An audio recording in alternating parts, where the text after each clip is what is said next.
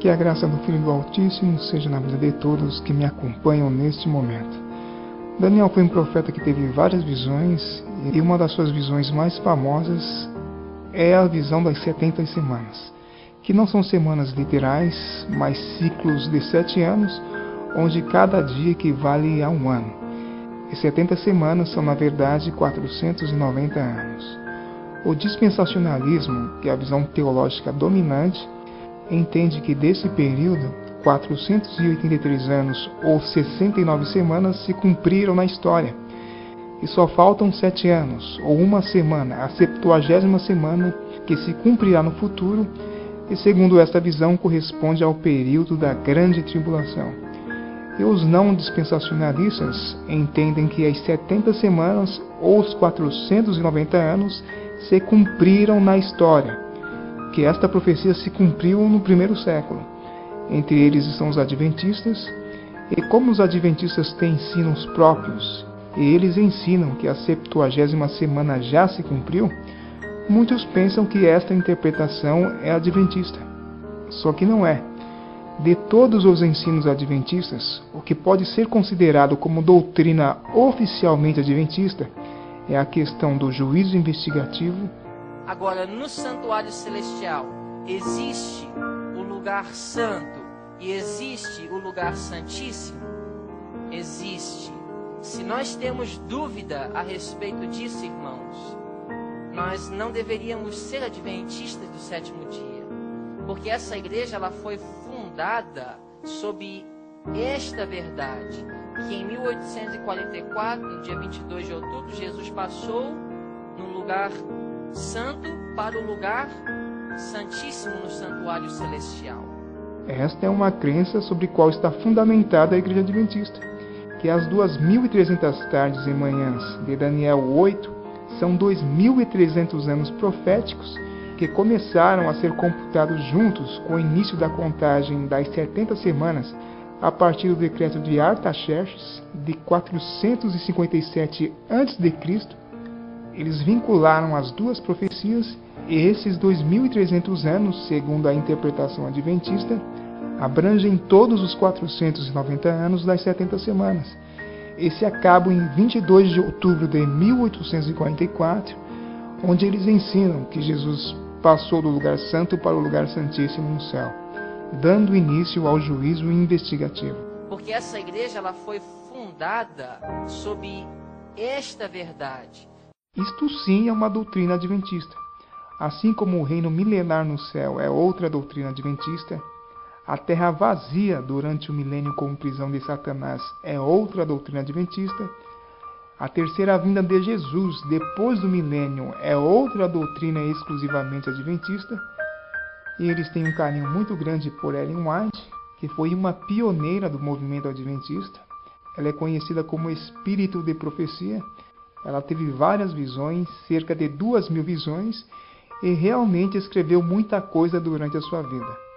Agora, o entendimento que a 70ª semana é uma profecia consumada não foi uma visão que ela teve, mas uma herança judaica passada de geração a geração que as igrejas históricas e reformadas herdaram. Ellen White era da Igreja Metodista, um movimento que surgiu a partir da Reforma, e que ensina isto até hoje, assim como os presbiterianos e as demais igrejas reformadas. Rotular esta interpretação de adventista é ignorância. E o propósito de isolar a 70ª semana e jogá-la pro fim é anular a obra de Cristo e tirar Roma da jogada. No século XVI, no período da Reforma, os reformadores já relacionavam a esfera política e religiosa do Império Romano com as bestas do Apocalipse. E o Papa Leão X proibiu que o Apocalipse fosse pregado e que se falasse em anticristo. E houve uma necessidade de refutar os argumentos dos reformadores. Foi quando surgiu a Contra-Reforma, onde a Igreja Católica desenvolveu argumentos para refutar os reformadores. Muitos eruditos jesuítas assumiram a tarefa de defender o papado contra a reforma. Robert Bellarmina foi um cardeal e diretor do Colégio Jesuíta de Roma, e ele teve a missão de invalidar o princípio dia-ano, como prova dos 1260 anos de supremacia papal. E Francisco Ribeira, outro padre jesuíta, desenvolveu o método futurista de interpretação das Escrituras, que coloca o cumprimento de todas as profecias para o futuro, sem levar em consideração o contexto nem os acontecimentos históricos, e colocar o anticristo, o falso profeta, como personagens do futuro. E no século XIX surgiu o dispensacionalismo, enfatizando a teoria do arrebatamento secreto antes da grande tribulação, ensinando que da mesma forma que existe um lapso de tempo de mais de 2000 anos entre a 69ª e a 70ª semana, existe um lapso de tempo de mais de 2000 anos entre o Império Grego, que é o terceiro império que Daniel viu em sua visão, do quarto império, que a história confirma como o Império Romano, e alguns defendem que esta besta vai surgir ainda, e que outras profecias comprovadas como cumpridas no Império Grego terão um novo cumprimento no reino da quarta besta. Há quem identifique esta quarta besta da visão de Daniel não com o Império Romano, mas com o Império Otomano restaurado, liderado pela Turquia, outros com o atual Estado Islâmico, que é uma farsa criada e financiada pelos globalistas do Ocidente para desestabilizar o Oriente Médio e roubar o petróleo dos árabes. Daniel viu 4 animais que representavam 4 reinos que surgiriam sobre a terra.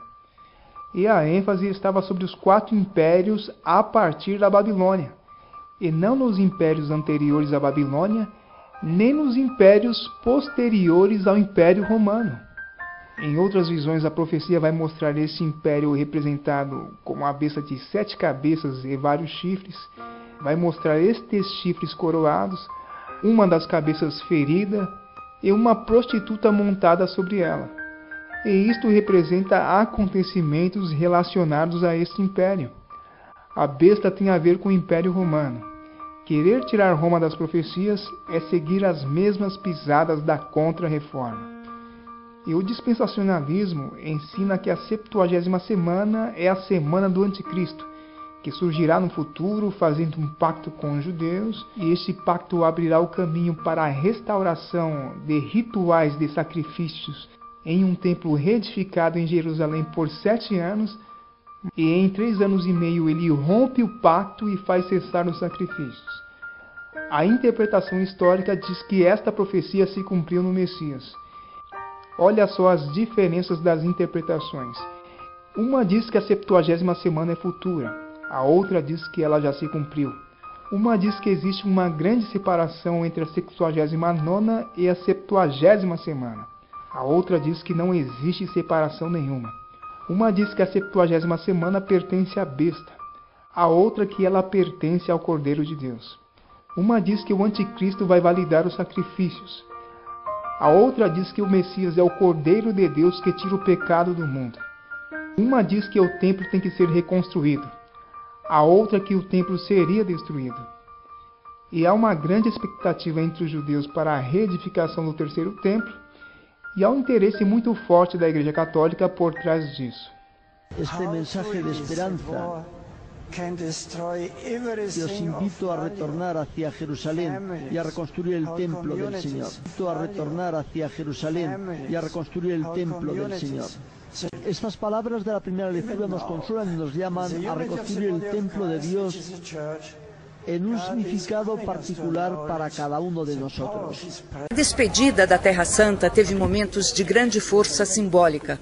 O Papa Francisco foi recebido pelo Gran Mufti de Jerusalém, na esplanada das mesquitas, um dos lugares mais sagrados para o islamismo. Francisco convocou cristãos, muçulmanos e judeus a trabalharem juntos pela paz e culpou os que usam o nome de Deus para praticar a violência. Também rezou diante do Muro das Lamentações, principal ponto de orações do judaísmo.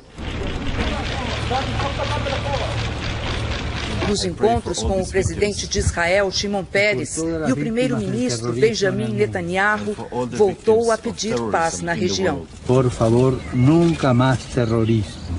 A viagem religiosa do Papa Francisco à Terra Santa, com um lado muito político, acabou revelando um Papa com talento diplomático. Os seus discursos foram considerados equilibrados, mas com grande desejo de mudança. O Papa argentino parece disposto a dar uma mão ao processo de reconciliação no Oriente Médio, com 2 estados e 2 povos vivendo em paz. No voo de volta a Roma, perguntei ao Papa se ele estaria de acordo com a devolução de Jerusalém Oriental para os árabes. Francisco respondeu que poderia aprovar uma divisão de Jerusalém entre israelenses e palestinos, mas que o desejo do Vaticano é que seja uma cidade de paz para as 3 religiões monoteístas, a hebraica, a cristã e a muçulmana.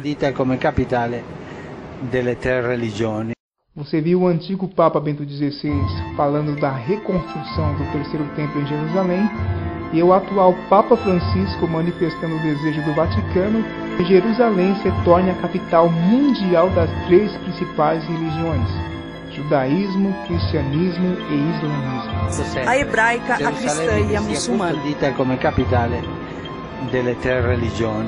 The spiritual center of Jerusalem, considered holy by billions of believers worldwide, is the Temple Mount, easily recognizable by the Golden Dome of the Rock. Historically, it was first consecrated by the people of Israel. The great Jewish temple was built here by King Solomon 3,000 years ago, in the place believed by many to be the center of the universe and the gateway connecting heaven and earth. E se o templo for reedificado, os sacrifícios serão restaurados. E é isso que o dispensacionalismo ensina, que o período da lei vai voltar e que aquilo que o Messias aboliu vai ser restaurado. A epístola aos Hebreus eu atribuo ao apóstolo Paulo, e ele não a escreveu para gentios, mas de maneira anônima para hebreus, judeus e israelitas, pessoas que tinham aceitado a fé no Messias e que, pelo contexto em que viviam, tiveram os sentidos endurecidos e voltaram a sacrificar no templo, voltaram a se submeter ao sacerdócio levítico. E isso, no contexto da nova aliança, era profanação. Hebreus 10, 28. Quebrantando alguém a lei de Moisés, morre sem misericórdia, só pela palavra de 2 ou 3 testemunhas. De quanto maior castigo cuidais vós, será julgado merecedor aquele que pisar o Filho de Deus, e tiver por profano o sangue da aliança com que foi santificado, e fizer agravo ao Espírito da graça. Existe em Israel o Instituto do Templo, que cuida de questões relacionadas a isto. Muitos estão sendo treinados e preparados para isso. Muito se fala em uma novilha vermelha para o ritual do sacrifício. Independente de qual novilha for, novilha vermelha, novilha branca, no contexto de nova aliança, isto é pisar o Filho de Deus e profanar o seu sacrifício, fazer agravo ao Espírito da graça. Isto é a apostasia. O Messias morreu na 70ª semana. Atribuir a 70ª semana ao falso é dizer que o verdadeiro não morreu. E se o verdadeiro não morreu, ele não ressuscitou. E se Cristo não ressuscitou, é vã a vossa fé e ainda permaneceis nos vossos pecados.